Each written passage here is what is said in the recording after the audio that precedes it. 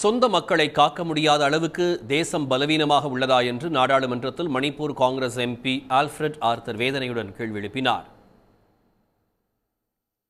மக்களவையில் அரசமைப்பு சட்டம் தொடர்பான விவாதத்தில் பேசிய மணிப்பூரைச் சேர்ந்த காங்கிரஸ் நாடாளுமன்ற உறுப்பினர் ஆல்ஃபிரட் ஆர்த்தர் மணிப்பூரில் 19 மாதங்களாக தொடரும் வன்முறை குறித்து கவலையுடன் பதிவு செய்தார்.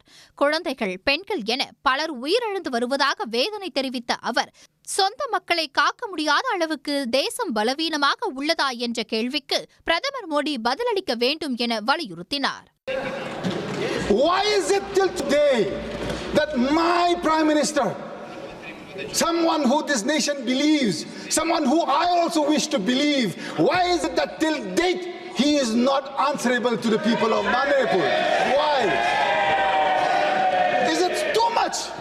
Is it too much for me to ask on behalf of those civilians that have elected me here today, those children, those women across communities, they have lost their lives. They cannot be victimized for a cause for which this nation or the state cannot handle. Is my nation so weak that you cannot protect the lives and property of the civilians there in Manipur, sir?